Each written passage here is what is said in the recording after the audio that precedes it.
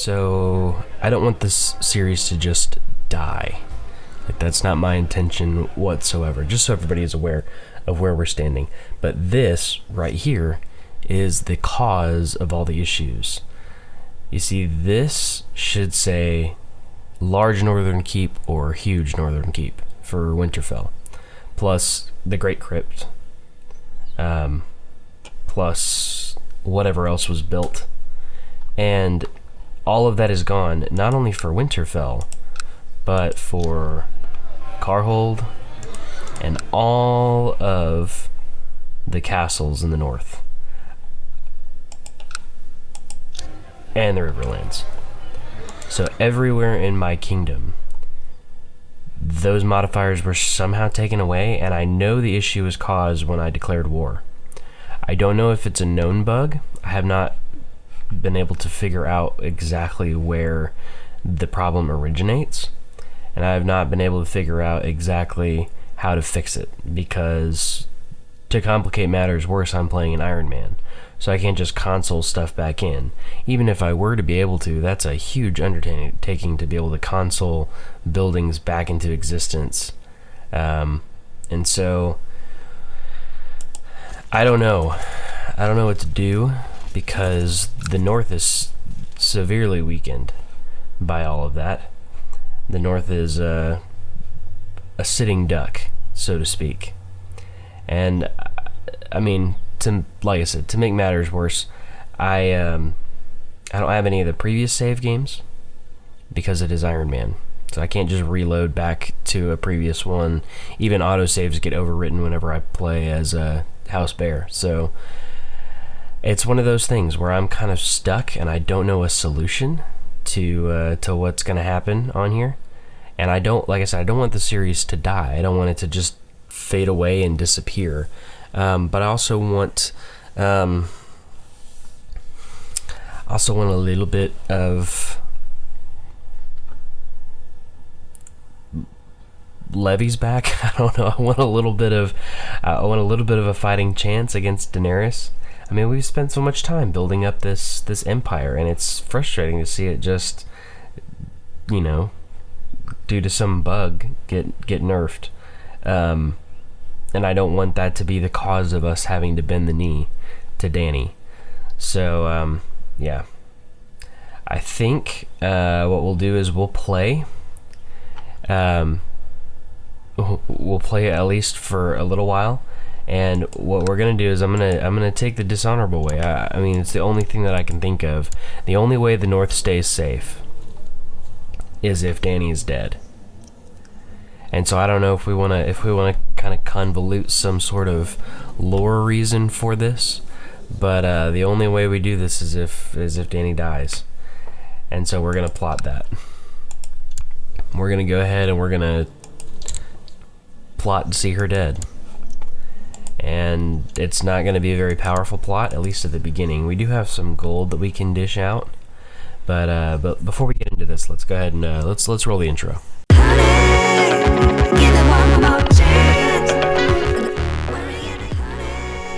So I'm just looking through here to see potential plotters that can come and join me and help me out. Although this is interesting. Look, Beric Dondarrion is the Lord Commander of the Kingsguard. The very same resurrected leader of the Brotherhood without banners. The died 7 times, raised by Thoros of Myr, is commander of the Kingsguard, which is fantastic. Look at him. It makes me happy. I like Beric. Beric's always been a good one of the favorite characters of mine, just because he has such an interesting arc. He's such a minor character. Like, it's a small house. It's not a major house. It's a lord in the Stormlands who, is loyal to Eddard, loyal to a fault. I feel like Beric is in one of those situations where he's just, like, progressively in over his head, and all of a sudden it's like a snowball effect of bad things happening, and, then something good happens and he gets raised from the dead. And then it happens another 6 times, and it's just funny. So yeah, Lady Stoneheart hasn't happened there, but Beric turns around, becomes Lord Commander of Dany's Kingsguard. So interesting little bit of information there. Let's send a gift to everybody who can be paid off, and let's see how high that gets our plot power. I want to say it's not going to be high enough, but I suppose you never know. Dany's currently in that war against Theon, their blood feud, so she's not going to turn her armies to the north, so I don't really need to worry about that. Her stats are just horrible.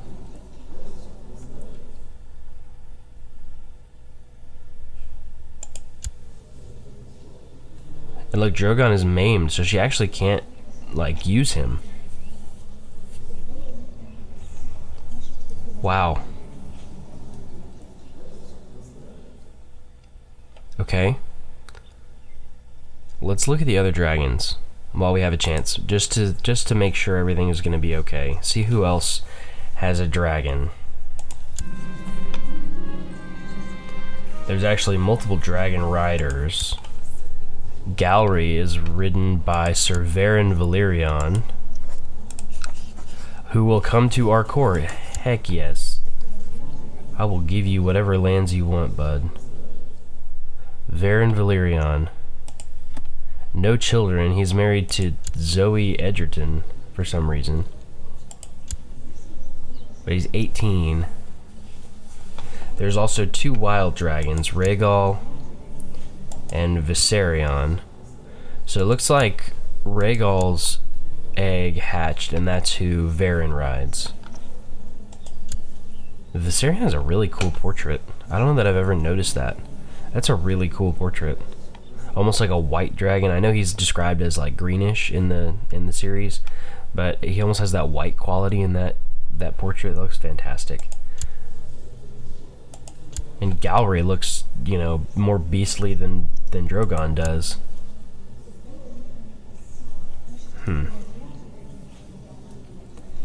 Interesting. And then Dany has a dragon egg. Okay, so we're actually going to have a dragon rider in the north, which is good. Surprising, but good. All right, let's advance and let's see how much plot power that gives us. I don't know how long this episode's going to last, to be honest with you, so I'm just going to keep on playing for as long as I can. We had a child born to Owen Frey and Giona of the Tower of Dread. Give him the duty focus, because he's a Frey. Let's look at plot power. Oh, fantastic. So now I just need to give him a job. Bodyguard. I can do both of them, but I'm going to do him just because it makes more sense that way. Let's keep on trying to improve the opinion of our vassals, even though it doesn't matter because we'll never be able to raise up the number of men that we would need. Alright, my council... Currently, we don't have any... We have an advisor position at 2. I don't have any land that I can give to our dragon riding friend, so we just have to hope that he stays in court. I don't know if he can leave.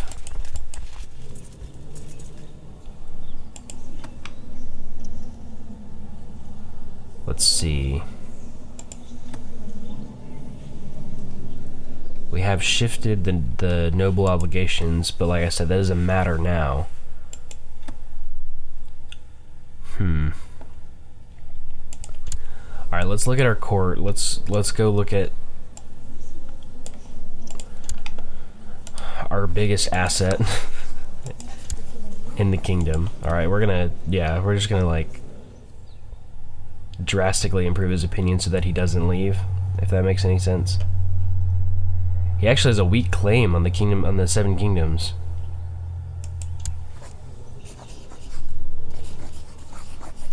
Huh. That may be something.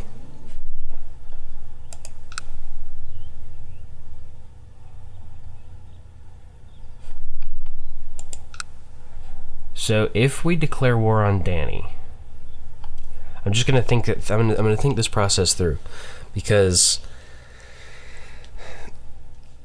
technically, he could inherit after she died with his claim. He's not in the line of succession, but only because these guys are all going to be Lord Protectors. But with his claim, he'll be at least considered in the period of Interregnum when or if Dany dies. I mean, currently it doesn't look like our plot power is going to hold much weight. We could send for a faceless man and just see how much it would cost.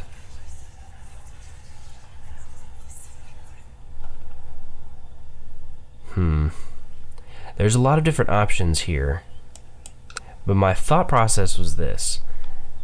If we press his claim right now, there's currently... Oh, look, her army's got nerfed too. Okay, maybe this isn't terrible. Maybe this isn't game-breaking because there's just nothing. Like, nobody has anything. Okay, so here's the deal. If we were to declare war on Dany and march this army down here before declaring war, once we declare war, raise our Riverlander levies, that would give us about 9,000 men that we could then march to King's Landing and siege it down. And it would siege down very quickly because the garrison's tiny.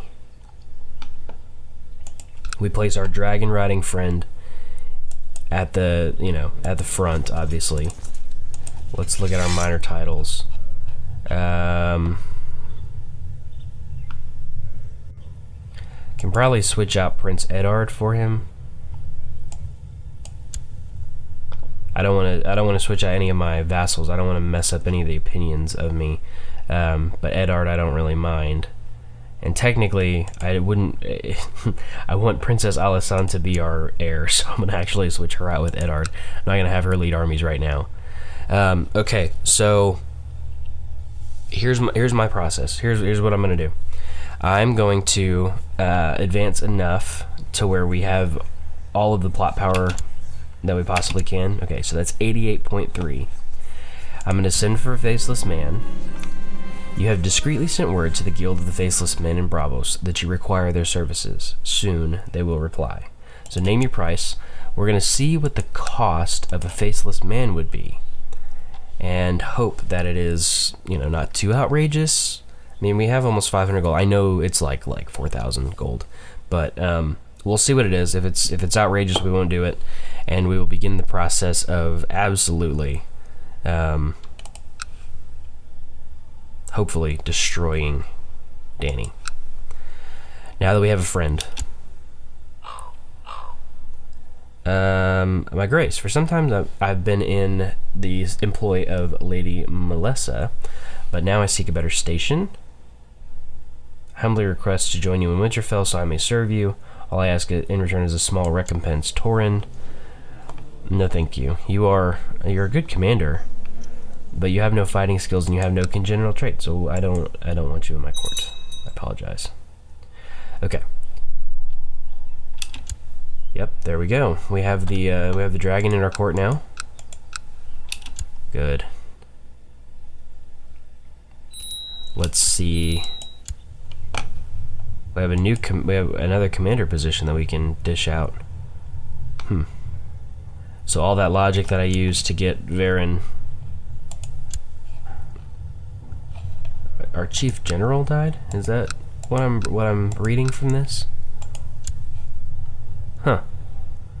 Let's make it Barth Flint. Let's have him train children in Winterfell. He's a formidable fighter, so there's no reason why we wouldn't do that. Let's see. Who do we want as a commander? I guess Owen Frey isn't that bad of a choice. He's not a good commander, but... So there we go. Owen Frey, you're now a commander. Alright, let's see what the Faceless Men say. My courtier, Walder Frey, has expressed a desire to get married and has asked for my permission to find a suitable spouse. Marry as you please, Walder. I don't care. Here we go. A hooded man approaches you. This one can grant you the gift of death for the right price. After standing in the shadows for a while, the hooded man steps into the light. The price is high. One must give it up, and the god of death will hear a name. Fine. Oh, God. 38, yeah. 38.50. I can actually pay it and we just go into debt. Or are you mad that some could pay for an army? Get out of here. Robb's not wrong. That some could pay for an army. CK2, it's like 10 men for every 1 gold usually with mercenaries. Or at least for the Game of Thrones mod. So that'd be 3,800 men. That would be more than enough to take care of Dany. Not that we could hire that many men because we actually need the money to pay them. It's not like this guy. I think that's too much. I think we have a solid secondary plan, if that makes any sense. Yeah,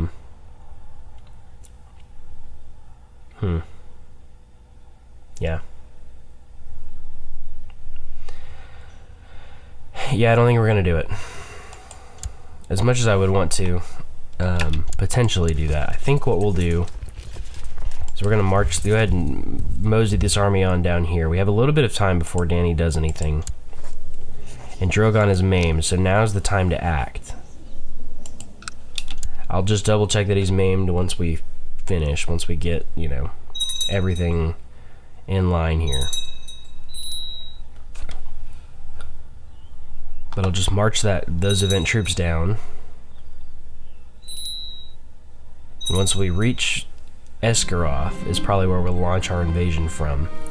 During his visit to my court, the Justicar of Pine's End, Torrin Little, has really convinced me what a benevolent and peaceful ruler his liege, Lord Theodric of Pine's End, is. I feel a new appreciation for Theodric of Pine's End. Benjen of North Crackclaw Peasant Revolt has declared peasant revolt for North Crackclaw on Queen Daenerys Stormborn. So that's good. She's going to have a ton of issues with men being raised up. So, Your Grace, I humbly ask that you intervene on my behalf against the aggression of Lord Paramount Elric Stark, who is invading my lands in obvious contravention to the peace of the realm. I would be eternally grateful for your support in this matter. So this is actually Lady Edna. This is the daughter of Rickon. Lord Paramount Elric is currently fighting for his claim on the Bight. I should probably like transfer the Bight over to him, maybe. I'm gonna have him stand down. Good. He doesn't like it, but I mean, honestly, you could hear someone sneaking around inside and believed it to be a burglar. When I went downstairs, I discovered Elric opening one of my letters. So, Lord Paramount Elric, lose 30 prestige. Okay, so here we go. Our armies are in Esgaroth. We currently have the ability to raise up another 4,700. So that does give us about 9,000 men. Dany is currently fighting.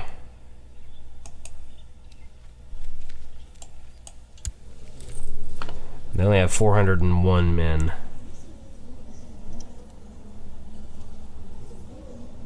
Huh. I don't see where he's at, though. So I can't see how many men he has raised. But she's currently marching that way. She has a small force that's there in King's Landing, but is leaving King's Landing. And she's fighting this war against Theon that I don't think has any war score. It does not. And the realm is in Mega War, so they don't have to join her. I think that's what we'll do. I think we'll do this. We're going to claim the Iron Throne for our friend, Sir Varen Valerion. So he'll become our vassal if one of the following conditions are true. King Robb the Young Wolf and Sir Varen Valerion are of the same dynasty. The current holder is in the same realm. That's not it. 7 Kingdoms is a lower rank than Sir Varen Valerion's primary title. No. King Robb the Young Wolf is the de jure liege of the 7 Kingdoms. So none of those conditions are true or can be true, at least for the time being. But this would probably deal with our Dany problem, and I don't think Varen would turn around and declare war on us. I don't think he would anyways. I wonder, though, if I could... Let's see. If we could maybe use some intrigue. Should we do it?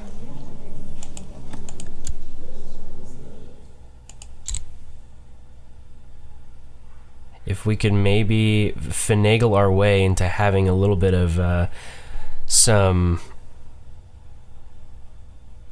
children with Varen, or a non-aggression pact afterwards. I think that may be in our best interest, don't you? Let's see. We can plot to kill her.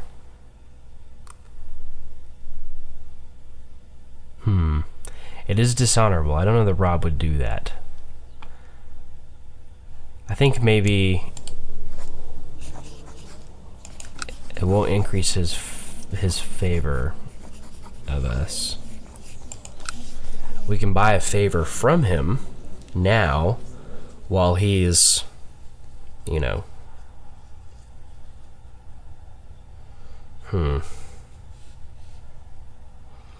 grant a kingdom.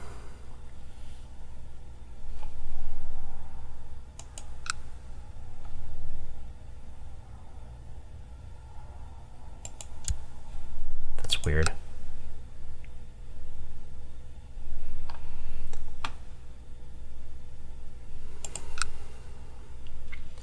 I think we can afford to buy a favor from him, so that worst case, like once he has a child, we can like take the child captive maybe, and that would probably solve some of our issues, like at least holding a captive.